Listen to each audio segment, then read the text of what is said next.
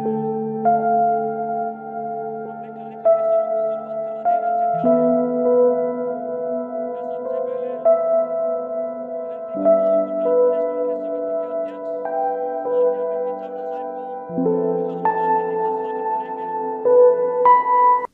भाइयों और बहनों, आप सबका यहाँ बहुत बहुत स्वागत, नमस्कार।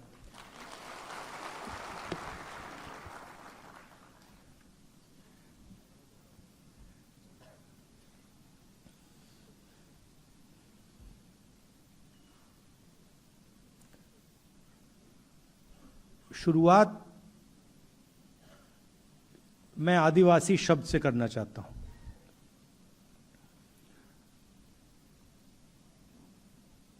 आदिवासी शब्द का बहुत गहरा मतलब है। आदिवासी मतलब ओरिजिनल हिंदुस्तान के जो मालिक थे।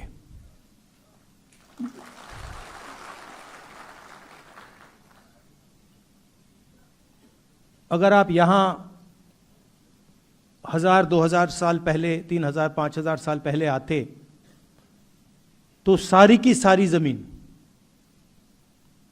आदिवासियों के हाथ में थी। इस बात को कोई डिस्प्यूट नहीं करता, यह सच्चाई है। और आपकी पूरी की पूरी हिस्ट्री जो है वो एक प्रकार से आपकी जमीन खोने की हिस्ट्री है। पहले पूरे देश की जमीन आपकी थी। आस्ते आस्ते आस्ते आस्ते आस्ते आस्ते आस्ते आपको हटाते गए। और अब 21वीं सदी में एक नया शब्द आया है। आरएसएस और बीजेपी का शब्द है वनवासी। वनवासी का मतलब कि भाई आप ओरिजिनल मालिक नहीं थे। आदिवासी का मतलब यह देश आपका था, इस देश का जल जंगल जमीन आपकी थी। वनवासी का मतलब नहीं, ओरिजिनल मालिक आप नहीं थे, ओरिजिनल मालिक कोई और था। जल जंगल जमीन आपकी नहीं थी, आप तो सिर्फ जंगल में रहते हो। बहुत बड़ा फर्क है। क्योंकि अगर आप आदिवासी हो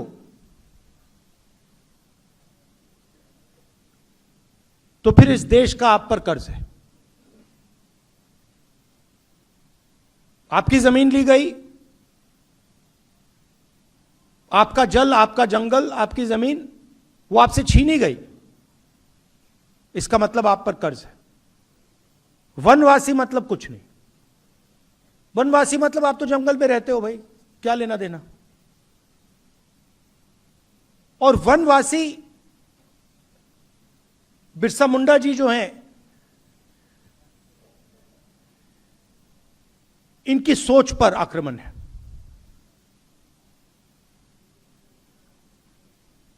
किसी ने कहा कि हम कॉन्स्टिट्यूशन की लड़ाई लड़ रहे हैं। ये देखिए, ये कॉन्स्टिट्यूशन।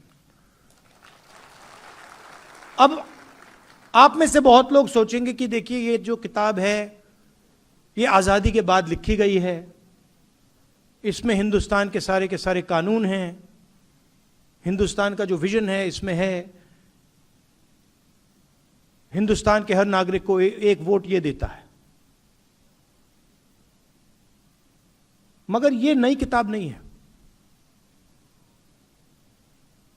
इस किताब में हजारों साल पुरानी सोच है।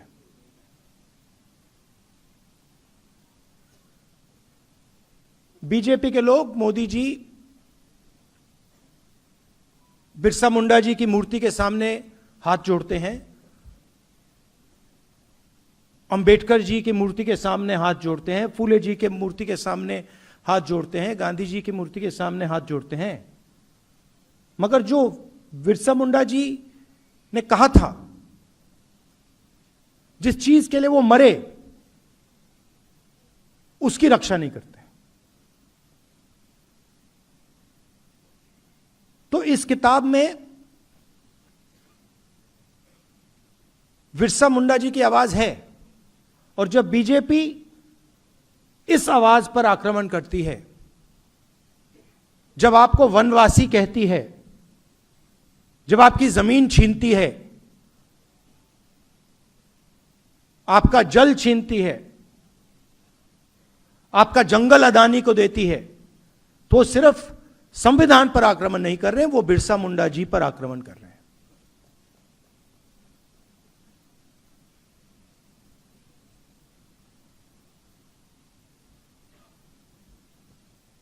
और आजकल फैशन बन गया है, जो एक स्पीकर ने कहा,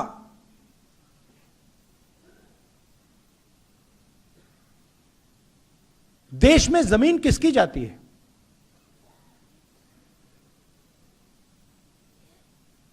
जब भी विकास की बात आती है, सीधा आदिवासी की जमीन छीन लेते हैं। स्टैचू बनानी है, आदिवासी की जमीन छीनो। माइन खोलनी है, आदिवासी की जमीन छीनो, और फिर वापस कॉम्पनसेशन भी मत दो। मतलब आपके कोई अधिकार नहीं है, कोई हक नहीं है।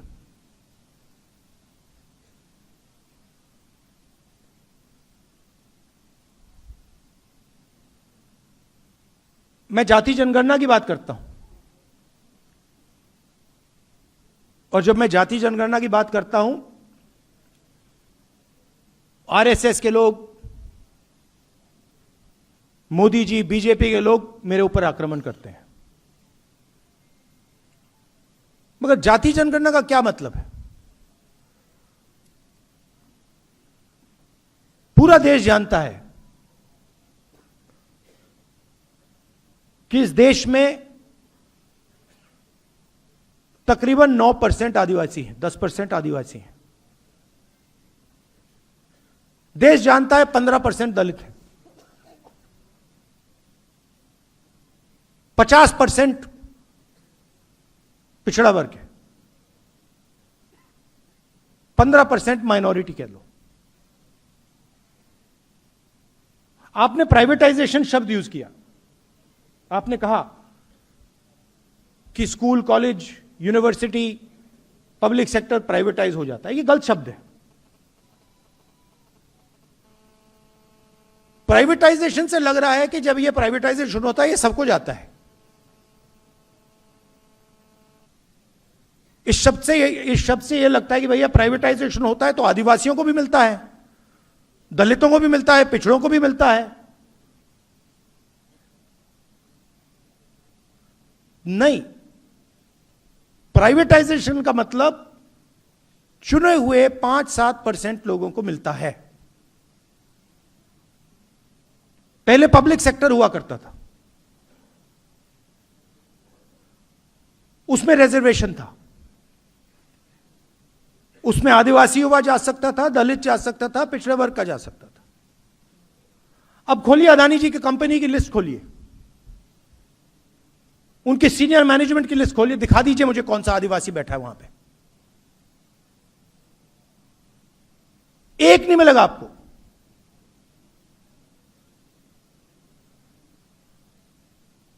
बड़े बड़े ब्यूरोक्रेट्स की लिस्ट निकाल दीजिए। कुछ साल पहले धूमधाम से बजट का रिलीज हुआ, 11 अफसर खड़े थे, फोटो ली गई, और मैंने सवाल पूछा कि भैया ये जो 11 अफसर हैं, इनमें 90% का तो कोई है ही नहीं। मतलब पूरे देश का धन बांटा जा रहा है, लाखों करोड़ रुपए बांटे जा रहे हैं, और लाइन में आपको ना एक आदिवासी, ना दलित, ना पिछड़ा।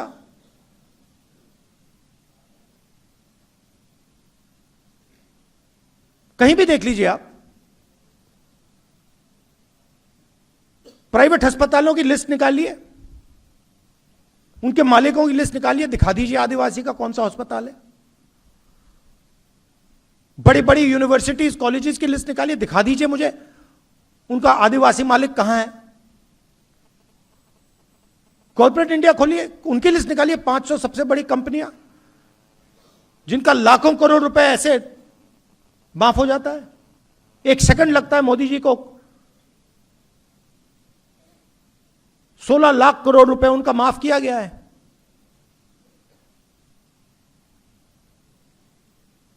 उनकी लिस्ट निकालिए, मालिकों की लिस्ट निकालिए, दिखा दीजिए वहां पे कौन सा पिछड़ा है, दलित, आदिवासी, माइनॉरिटी, कहां है लोग उसमें।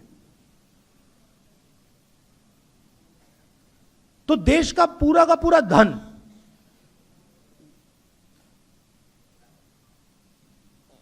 आपसे छीना जा रहा है। आप जीएसटी देते हो ना, देते हो नहीं देते हो, देते हो ना। ये आप कपड़े पहने इसमें जीएसटी जाती है ना।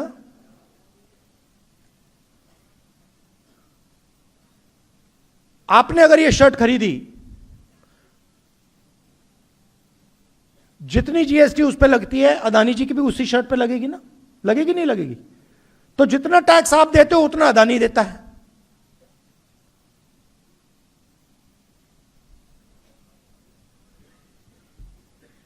उसकी आमदनी देखिए, आपकी आमदनी देखिए।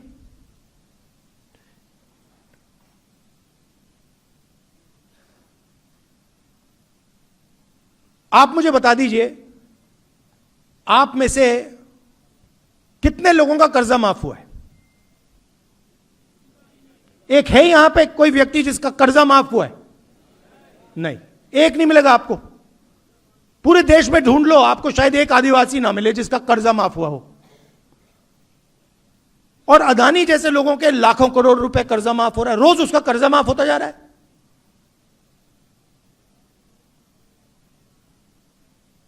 तो जाति जनगणना का मतलब है कि यह पता लगाना, जैसे तेलंगाना में हमने कर दिया है,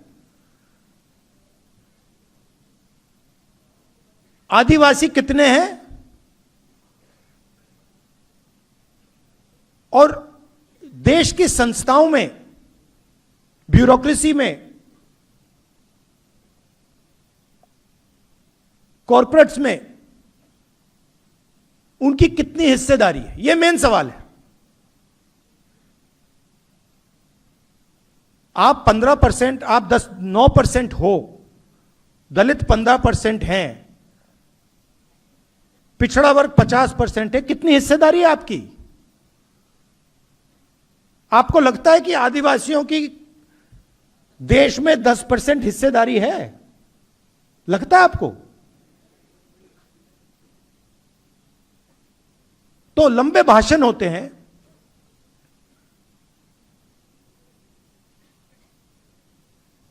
बिरसा मुंडा जी की मूर्ति के सामने ये लोग हाथ जोड़ते हैं, और फिर जब पावर देने का टाइम आता है या धन देने का टाइम आता है, चुप हो जाते हैं। कांग्रेस पार्टी ने मनरेगा किया था। मेरी एक कुछ दिन पहले केरल में डिस्कशन हुआ, एक व्यक्ति मुझसे कहता है कि ये जो आदिवासियों को, दलितों को फ्री में दिया जाता है, ये कब बंद होगा?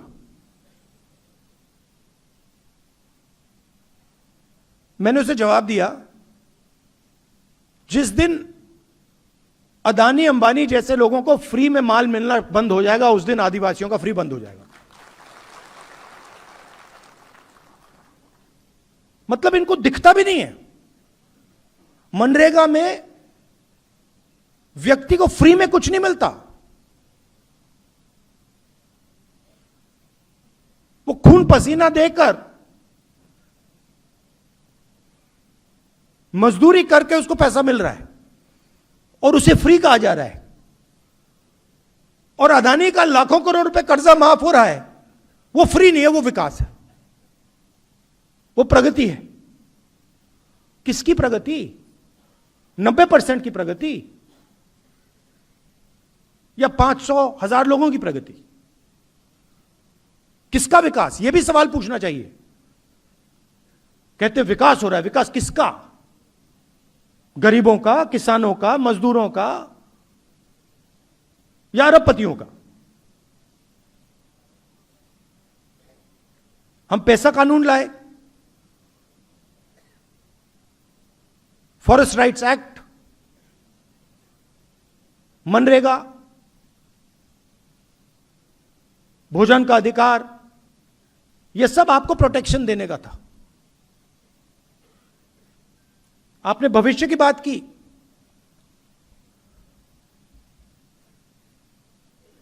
सारे के सारे कॉलेजेस, स्कूल्स, यूनिवर्सिटीज गुजरात में तो सारे बंद कर दिए हैं, स्कूल कॉलेज सब बंद कर दिए हैं, पूरा प्राइवेटाइज कर दिया है। तो इस दुनिया में, इस प्राइवेटाइज दुनिया में आपको शिक्षा कहां से मिलेगी, कैसे मिलेगी? बिना हाई क्वालिटी सरकारी स्कूल, बिना हाई क्वालिटी सरकारी यूनिवर्सिटी, बिना हाई क्वालिटी सरकारी कॉलेजेस आपको शिक्षा नहीं मिल सकती, आपके बच्चों को शिक्षा नहीं मिल सकती।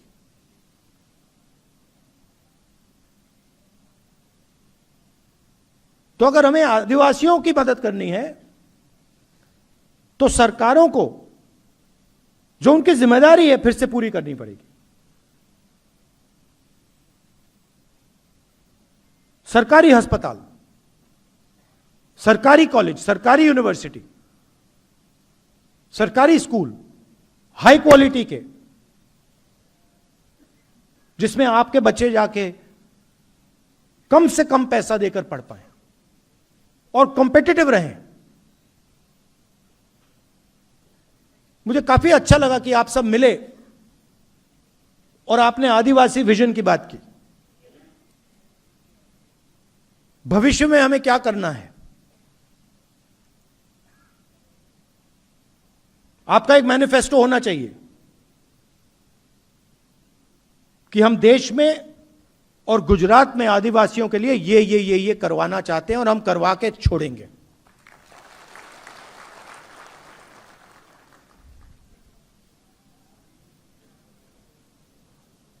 और सबसे जरूरी चीज ये संविधान है। हम शिक्षा की बात कर रहे हैं, आज वाइस चांसलर्स की लिस्ट निकालिए, आपको सिर्फ आरएसएस के लोग मिलेंगे।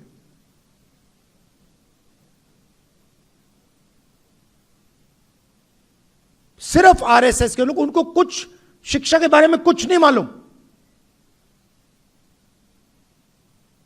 साइंस के बारे में नहीं मालूम, हिस्ट्री के बारे में नहीं मालूम, बस आरएसएस की मेंबरशिप है इसलिए वाइस चांसलर बन रहे हैं। और हिंदुस्तान की सारी संस्थाओं को इन्होंने पकड़ लिया है, घुस गए ये। तो आने वाले समय में आप लोगों को भी इन संस्थाओं को कंट्रोल करना पड़ेगा। जब तक आपके लोग ब्यूरोक्रेसी में, पुलिस में, जुडिशरी में नहीं आएंगे, तब तक आपका फायदा नहीं होने वाला है। और यही आपकी रक्षा करता है। और ये लगे हुए हैं, मैं बता रहा हूं, ये लगे हुए हैं इसको खत्म करने में, क्योंकि इस बात को मानने को तैयार नहीं है कि हिंदुस्तान के हर नागरिक को एक वोट मिलना चाहिए। इनकी थिंकिंग में, इनकी सोच में आप लोग कम हो। आप लोगों को इस देश में जगह नहीं मिलनी चाहिए। वो कह रहे हैं, खुल के कह रहे हैं कि आप लोग वनवासी हो, आपको जंगल में रहना है। उस शब्द में बहुत कुछ छुपा है। जो जंगल में रहता है उसे अंग्रेजी की जरूरत है? क्या जरूरत है? उसे शिक्षा की जरूरत नहीं। जो आदिवासी है उसको शिक्षा की जरूरत है।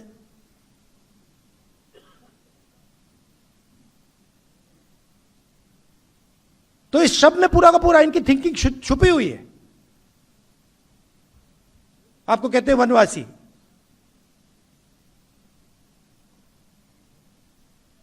हिंदुस्तान में जंगल बढ़ रहा है, कम हो रहा है? घटता जा रहा है ना। तो शब्द में लिखा हुआ है कि भैया जहां जंगल है वहां आप लोग रहो, जहां जंगल नहीं है आप लोग जाओ, निकलो वहां से, आपकी तो कोई जगह ही नहीं है। तो आपको वनवासी बना दिया और फिर जंगल को काटने लग गए।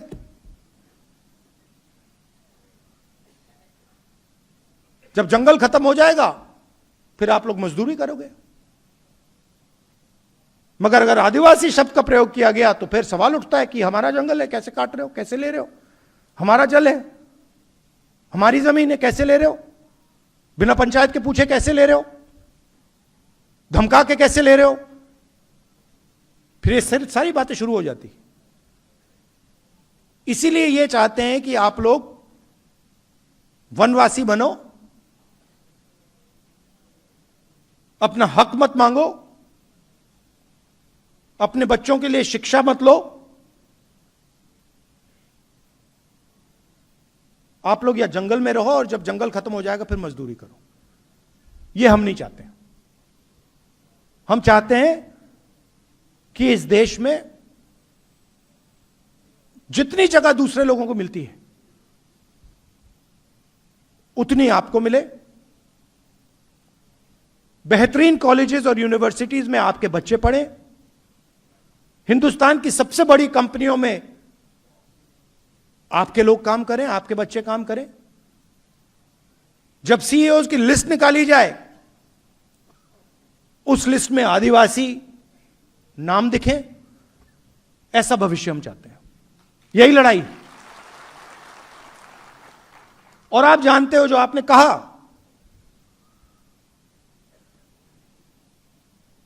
कि मेरे दिल में, मेरे परिवार के दिल में, कांग्रेस पार्टी में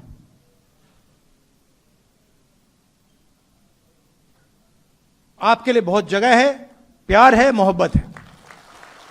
आपने मुझसे कहा, अभी कहा कि आदिवासी एरिया में मुझे यात्रा करनी चाहिए। यह अच्छा सुझाव है। इसके बारे में हम सोचेंगे, देखेंगे अगर किया जा सकता है। आप यहां आए, इतने प्यार से आपने मेरी बात सुनी। देश में नफरत फैलाई जा रही है, हिंसा फैलाई जा रही है। आपने देखा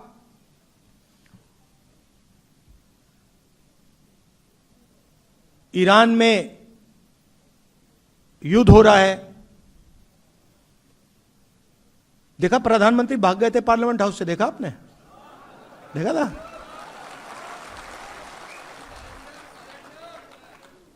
सुना है मैंने 25 मिनट का भाषण किया। मैं आपको गारंटी कह रहा हूं, लिख के रख लो, पार्लियामेंट हाउस में डिबेट नहीं कर सकते।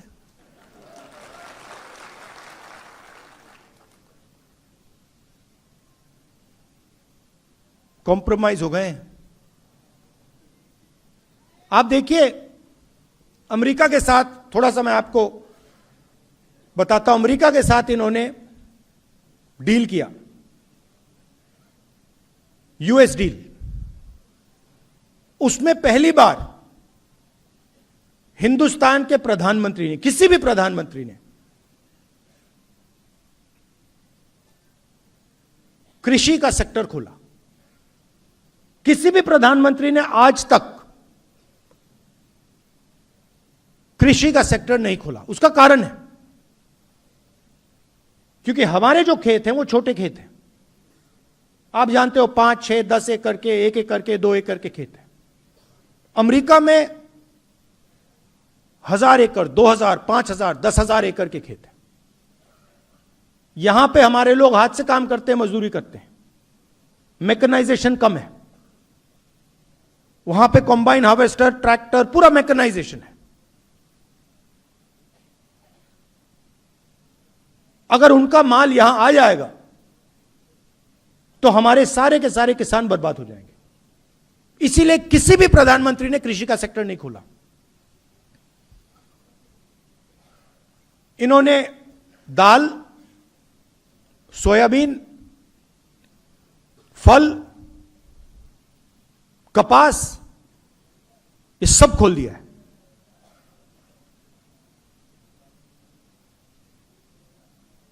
चार महीने के लिए नहीं खोलना चाह रहे थे।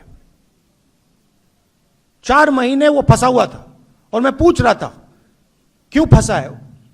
सरकार के लोग कह रहे थे कि क्योंकि कृषि का सेक्टर नहीं खुलना। हिंदुस्तान का पूरा डेटा जो है, जो इस देश की पूंजी है, आप 21वीं सदी में, 20वीं, पिछली सदी में जो तेल की जगह होती थी, 21वीं सदी में वो डेटा है। जिसके पास डेटा है उसकी प्रगति होने वाली है। पूरा का पूरा हिंदुस्तान का डेटा नरेंद्र मोदी ने अमेरिका को पकड़ा दिया।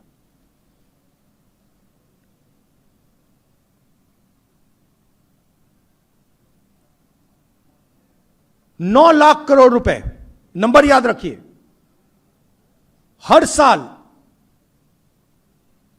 हिंदुस्तान अमेरिका से 9 लाख करोड़ रुपए का माल खरीदेगा। 5 साल के लिए हर साल 9 लाख करोड़ रुपए। आप सोचिए, अगर हम अमेरिकन कंपनी से 9 लाख करोड़ रुपए खरीदेंगे तो हमारी कंपनियों का क्या होगा, हमारी छोटी कंपनियों का क्या होगा, हमारे स्मॉल मीडियम इंडस्ट्री का क्या होगा।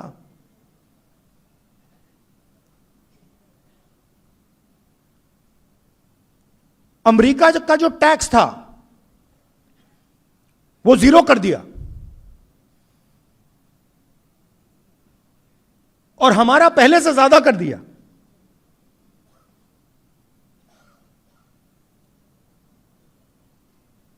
और चौथी और सबसे गंभीर बात, हिंदुस्तान के प्रधानमंत्री ने ट्रंप से कहा कि हम बिना आपसे पूछे तेल और नेचुरल गैस नहीं खरीदेंगे। अगर आप कहोगे कि रूस से नहीं खरीदना है, हम नहीं खरीदेंगे। अगर आप कहोगे ईरान से नहीं खरीदना है, नहीं खरीदेंगे। अगर आप कहोगे इराक से नहीं खरीदना है,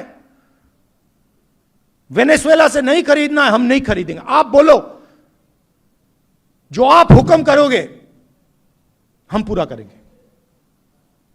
ये 4 चीजें नरेंद्र मोदी ने डोनाल्ड ट्रंप को दी हैं। लिया कुछ नहीं। अमेरिका हमसे माल नहीं खरीदेगा। अमेरिका को पेट्रोल गैस खरीदने से पहले हमसे नहीं पूछना। उनका टैक्स कम हो गया, हमें कुछ नहीं मिला। क्यों? क्योंकि डोनाल्ड ट्रंप ने नरेंद्र मोदी को कंट्रोल कर रखा है। कैसे? एप्स्टीन,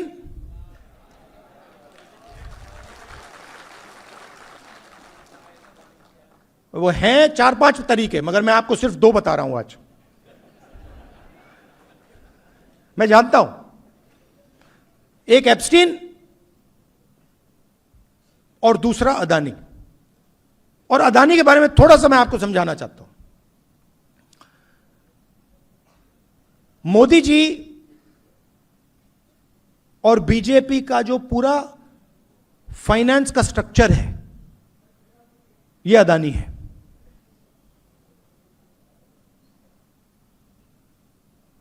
अदानी आम कंपनी नहीं है, इस बात को आप समझिए।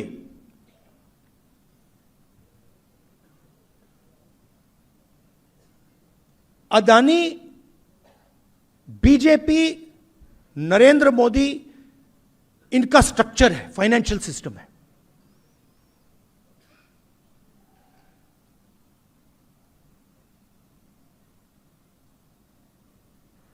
पोर्ट पकड़ा दिए, एयरपोर्ट दे दिए, सीमेंट की कंपनी दे दी, मुंबई का एयरपोर्ट उठा के दे दिया, solar power, wind power, infrastructure, सारा का सारा इस व्यक्ति को दिया। क्या लगता है आपको, यह काम फ्री में हो रहा है क्या? फ्री में हो रहा है? नहीं, फ्री में नहीं हो रहा।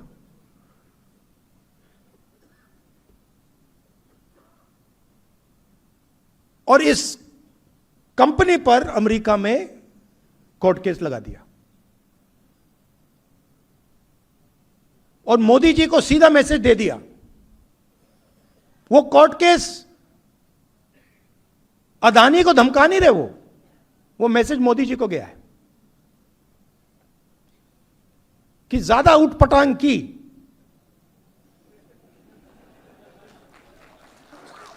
हिंदुस्तान के लोगों के साथ ड्रामा करना कर लो, हमारे साथ ड्रामा किया ना तूने, फिर देखना। पूरा का पूरा रिकॉर्ड उनके हाथ में भाई। पैसा कहां गया, कहां से कहां गया, कैसे जाता है, कब जाता है, सारा हाथ में। डोनाल्ड ट्रंप ने तो खुल के कह दिया, गूगल पे जाइए देखिए, वो तो कह रहा है कि भैया मैं नरेंद्र मोदी के करियर को खत्म कर दूं जब चाहता हूं, मुझसे मत करवाओ।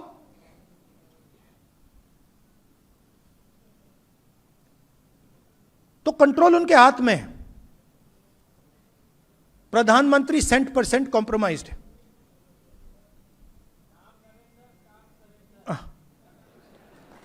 बट नहीं, अब आप बोल रहे हो मगर नुकसान किसका हो रहा है? आपका हो रहा है। आपका भयंकर नुकसान हो रहा है आदिवासियों का।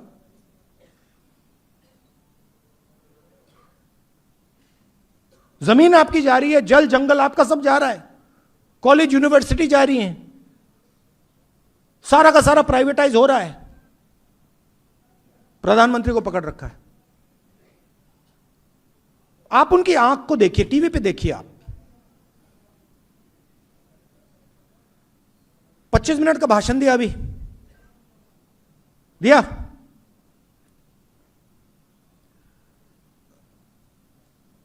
आप बताइए, अमेरिका के खिलाफ कुछ बोला? कुछ बोला? एक शब्द बोला?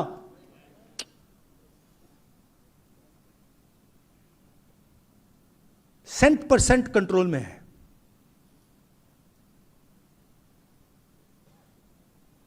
और आप देखते जाओ, जो भी होगा अब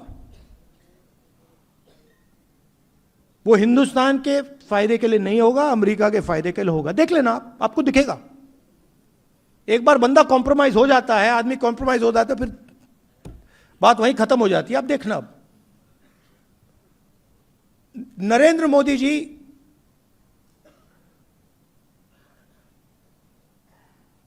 ट्रंप के सामने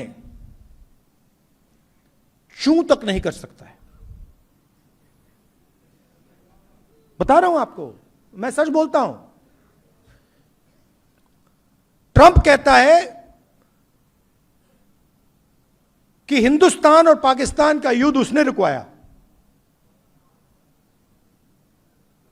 आप देखो क्या अपमान, हमारी सेना का अपमान कर रहा है। कहता है हिंदुस्तान के जहाज गिरे, 7 जहाज गिरे, मैंने युद्ध रुकवाया। मोदी जी के मुंह से चूं तक आवाज नहीं निकली। एक बार नहीं बोला, 50 बार बोला उसने, बोलता रहता है। हमारा प्रधानमंत्री एक शब्द नहीं बोल पाता। क्यों? कंट्रोलर हाथ में उसके है।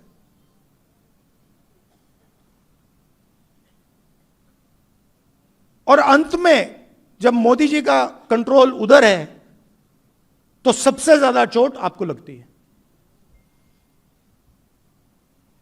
क्योंकि आपका प्रधानमंत्री आपके लिए काम ही नहीं कर रहा है, आपकी रक्षा ही नहीं कर सकता।